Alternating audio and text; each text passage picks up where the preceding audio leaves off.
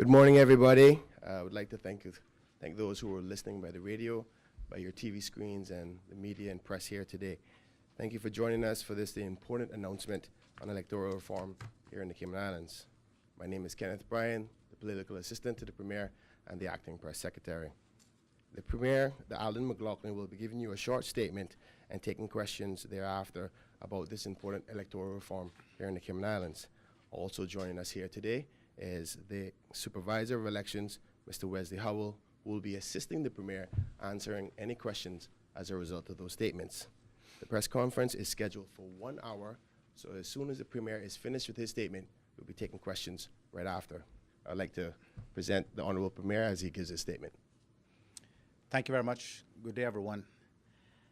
I'm very pleased today to announce that the government will bring a motion to the Legislative Assembly on Wednesday, September the 10th, on the subject of one elector, one vote, and single-member electoral districts.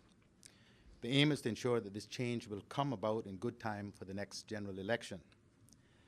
This motion delivers on our promise in the Progressives' election manifesto regarding amending the elections law to establish single-member electoral districts in good time for the 2017 elections, thereby giving effect to the desires of the majority of Caymanians who participated in the one-man, one-vote referendum. Of course, there are also elected members of government who did not run as progressives and who we invited to join us in governing, but who also campaigned on one or both of the ideals of voter equality and single-member electoral districts. Today, I'm pleased to say that the Progressives-led government stands united in support of both of these ideals. Collectively, we are satisfied that given the platforms we campaigned on, coupled with the voices of over 5,000 Caymanians who voted in favor of the referendum motion, that we do have a mandate to carry out these changes. It is worth noting that once adopted, this change in our voting system will also satisfy the first recommendation made by the Election Observer Mission in their report to the country following the election in May of 2013, for the need to introduce what they termed equal suffrage, that is, one person, one vote, or equal number of votes. As many of you will know, the concepts of equality of vote, or equality of franchise, and single-member electoral districts have been the position of the Progressives for more than a decade, long before it became a talking point for those new to the political scene. This government also recognizes that despite the Progressives maintaining this position for many years, there are still Caymanians and some residents who have had and continue to have some reservations regarding this change. We have listened to these concerns and considered them carefully. But after reflecting and discussing among ourselves for some time now, we are all of the view that this change is needed to bring our voting system into the modern age. No system is perfect, but we believe that it is right to provide voting equality to all citizens, and with it to ensure that a voter can look to one individual as his or her representative. It is also right that we ensure, as best as possible and practical, that electoral districts comprise roughly the same number of voters. We have not ignored the concerns of fellow Caymanians who want to ensure that as we move forward, we do so in the surest fashion, being careful that what is implemented is done in the best and most reasonable way possible. Indeed, those of us who support voter equality and single-member electoral districts also urge this approach.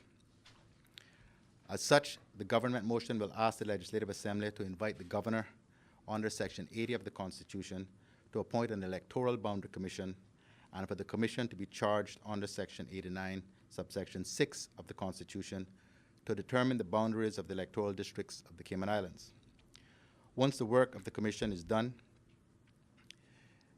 the Governor will then make a draft order, and I, as Premier, will have the responsibility to bring that draft order to the House in the form of a motion seeking the approval of the Legislative Assembly of the Electoral Boundary Commission's report.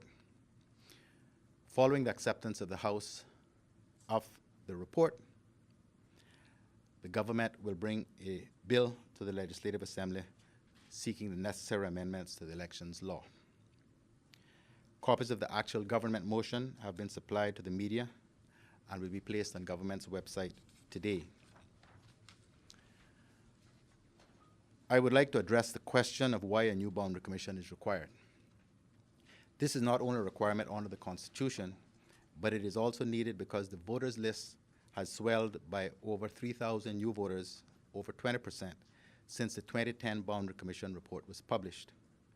This is too large a number to ignore and mandates that a new Boundary Commission be appointed to carefully consider where the changes have occurred and to recommend where boundaries should be drawn to ensure equality of voters in each electoral constituency, insofar as that is possible.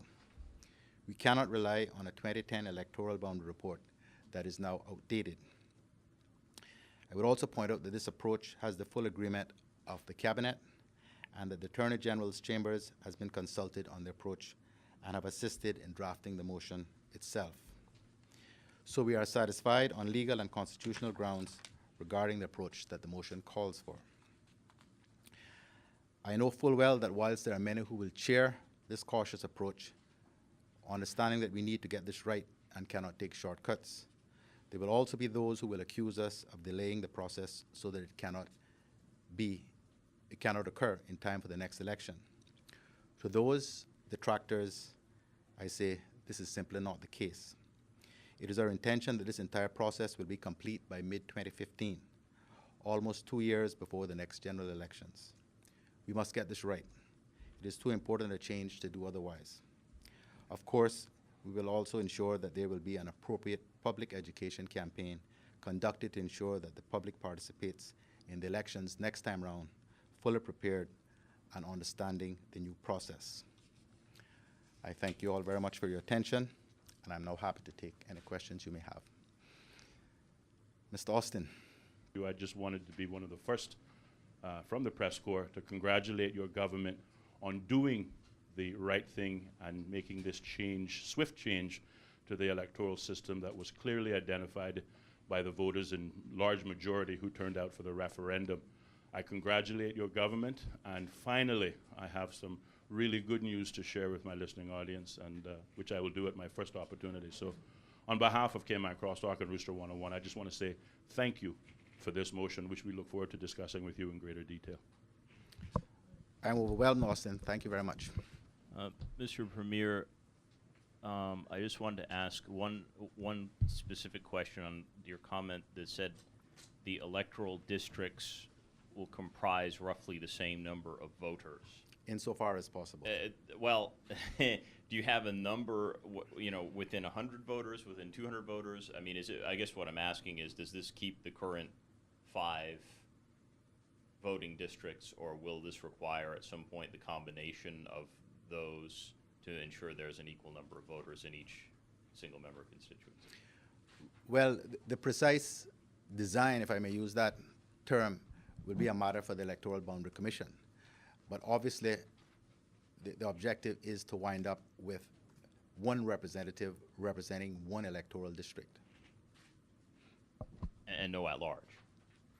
No, this is not a proposal for at-large constituencies. Okay, but if you try to make the districts equal to a certain extent, you're going to potentially change the 2 single-member districts that you have right now in Grand Cayman.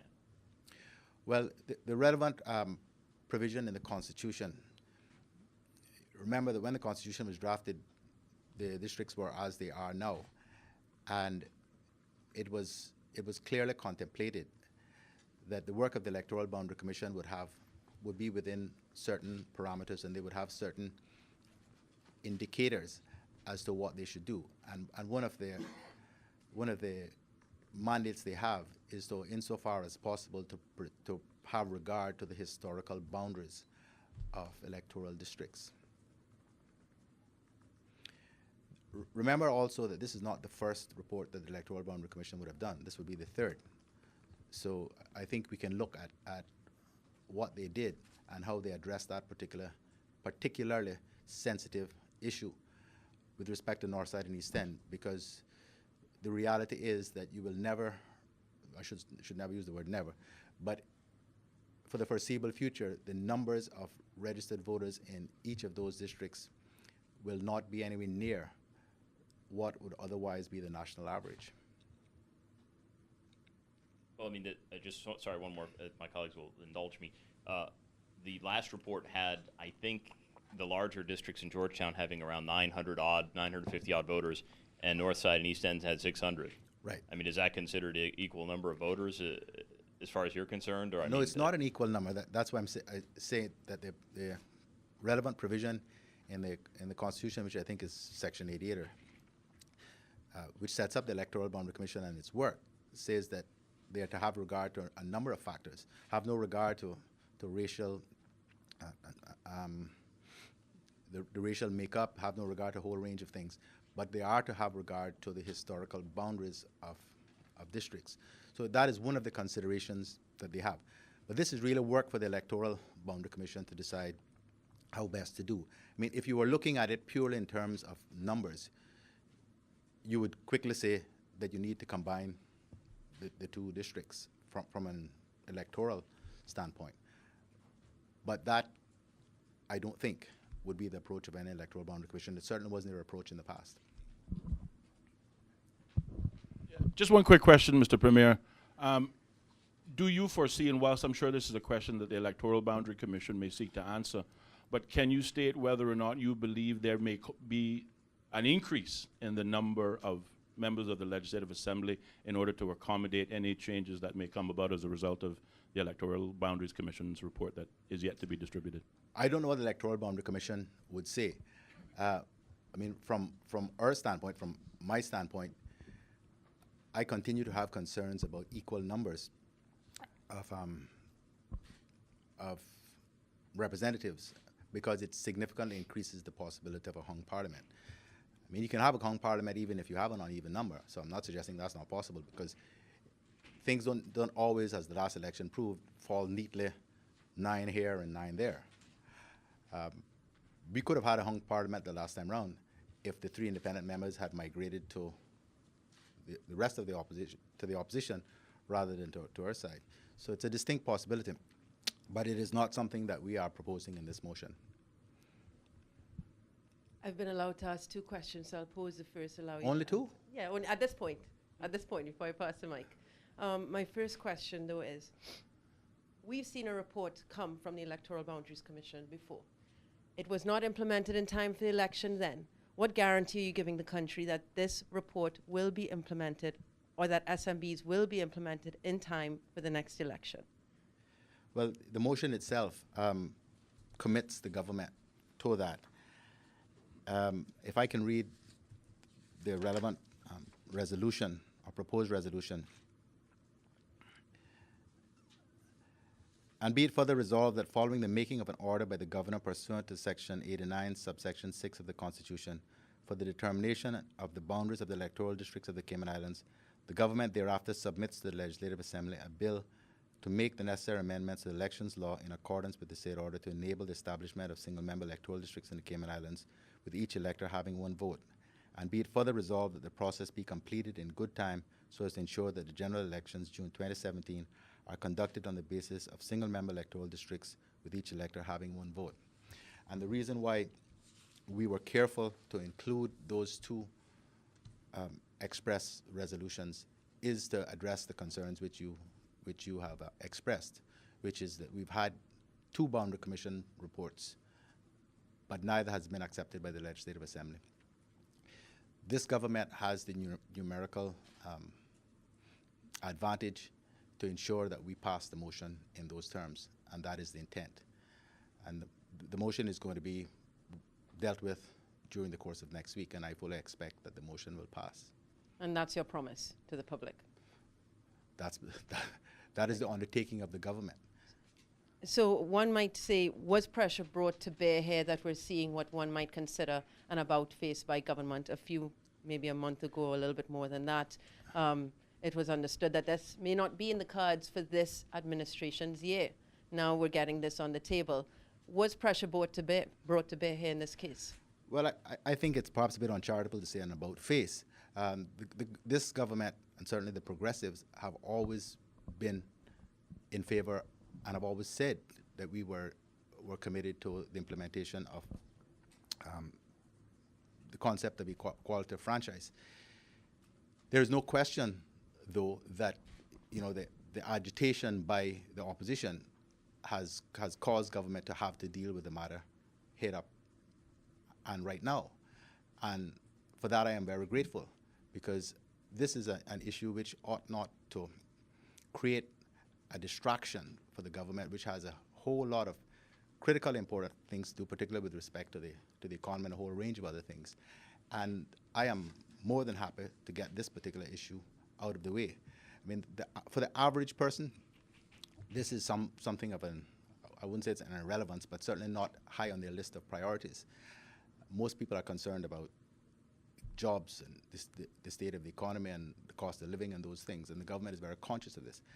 But this is a critical part of the whole constitutional and electoral infrastructure of the country. And it is something we committed to. It's something that we have been striving to get done since 2002, when we then being the young, I call us the young progressives, the young PPM, which had just started, the first position paper, parliamentary position paper, when the Constitution was being discussed back in 2002. So for me, and for those of us who've been around for a while, this is going to be quite a watershed. It would have taken a dozen years, but we will get there. Mr. Premier, Jamie Toohill with Radio Cayman. Just a bit of a follow-up to Tammy's question in terms of timeline. You'd mentioned completion date by mid-2015, 2 years ahead of the 2017 elections. When you say completion date, are you talking the complete reform of this, or are you talking about the end of the Electoral Boundary Commission report? I'm talking about the completion of the process and the amendment of the election law. Looking at the length of time the Electoral Boundary Commission has taken in the past, there's no reason why they can't get their work done in 3 to 4 months, which will give me time to get the motion to the House, for the House to adopt the report, and then the necessary amendments made to the elections law. The amendments are not significant. Let me address somewhat alluded to the at-large constituencies point. And let me say all of this. There's never been any question within the government, the government's caucus, about our commitment to the principle of what I call equality of franchise. I've said this more than once. The debate surrounded how we actually implement that, how we give each voter equality of franchise.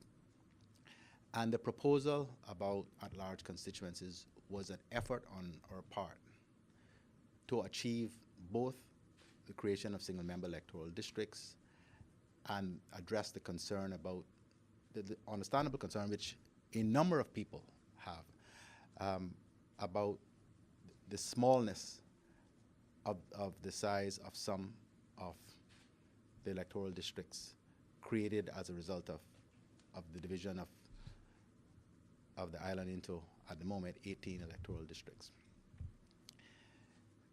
So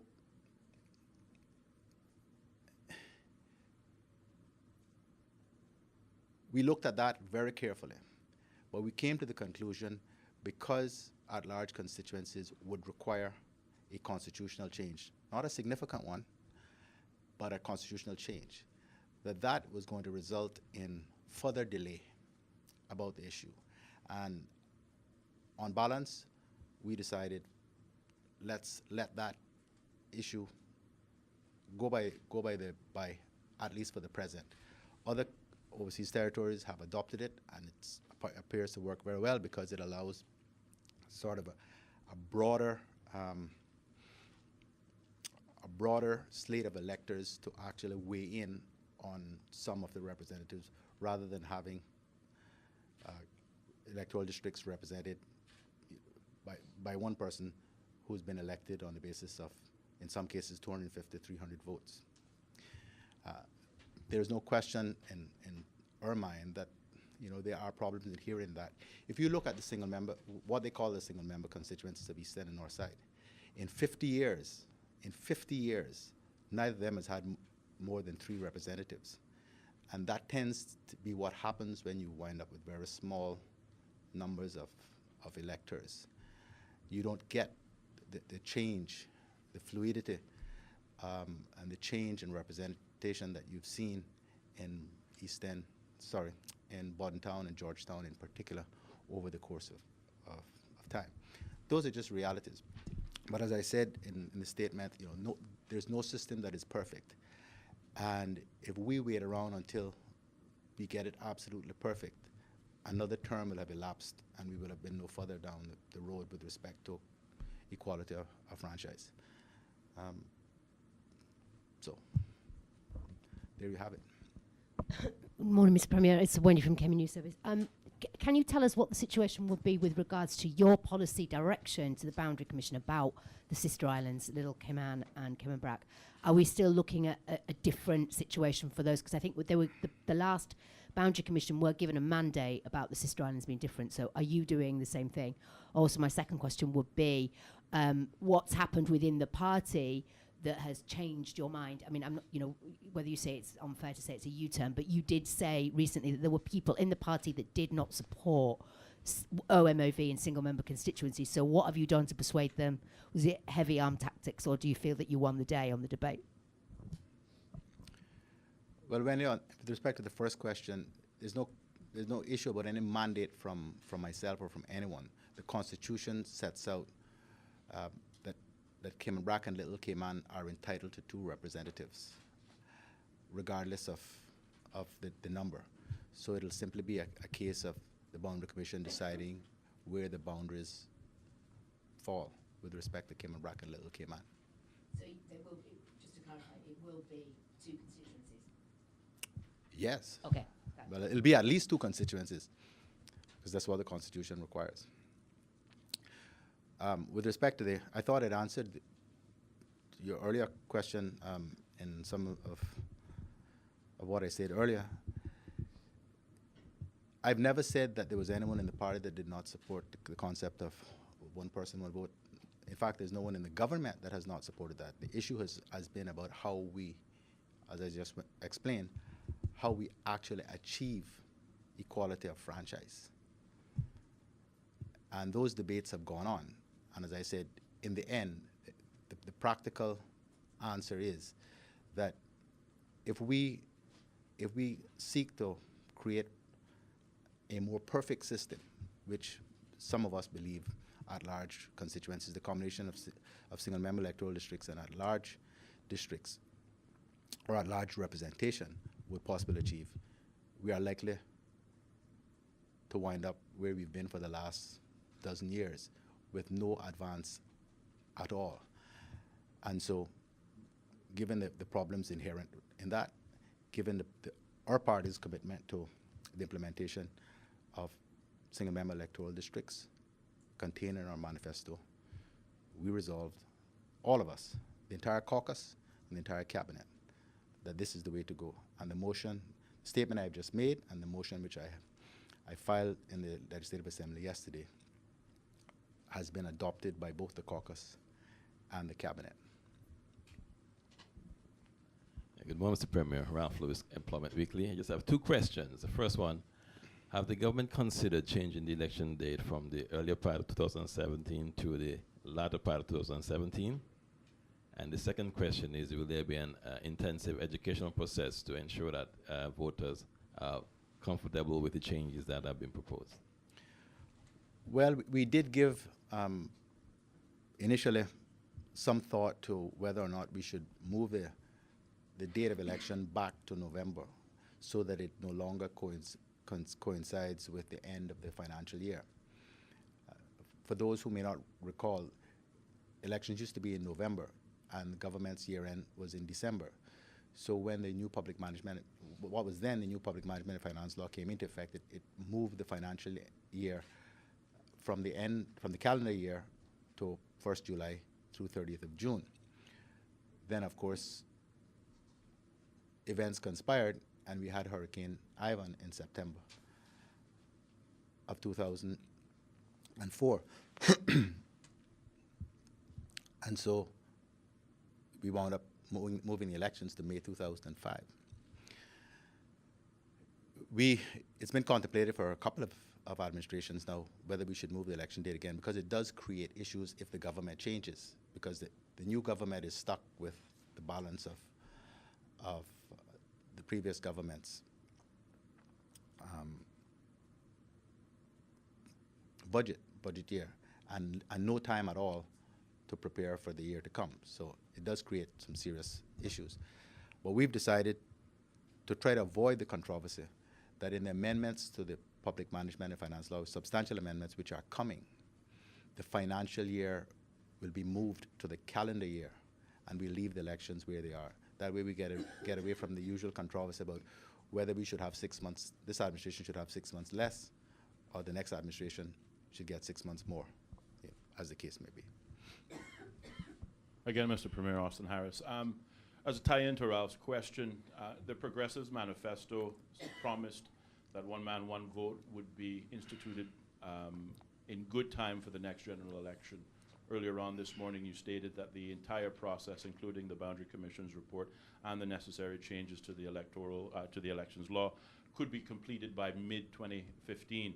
I wonder if I can nail you down. When I think mid-2015, I think June 2015. Do Right. you anticipate that this entire process may be done and dusted by June 2015? Absolutely.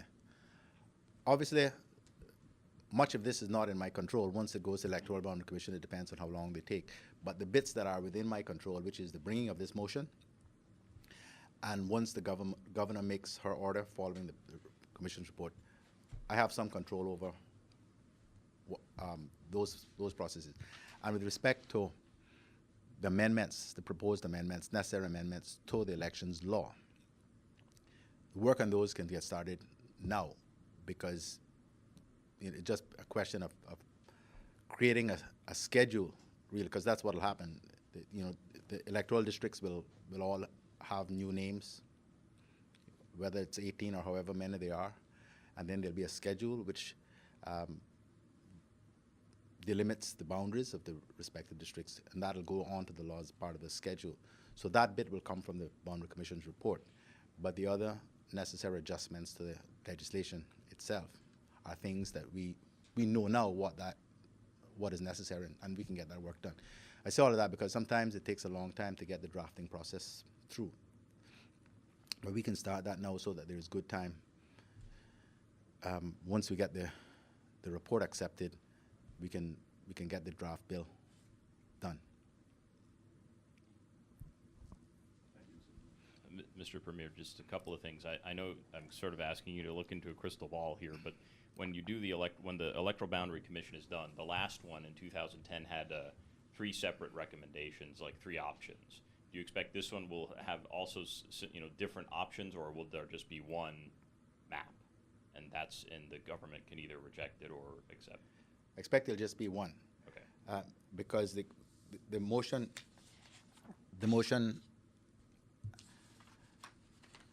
seeks resolutions that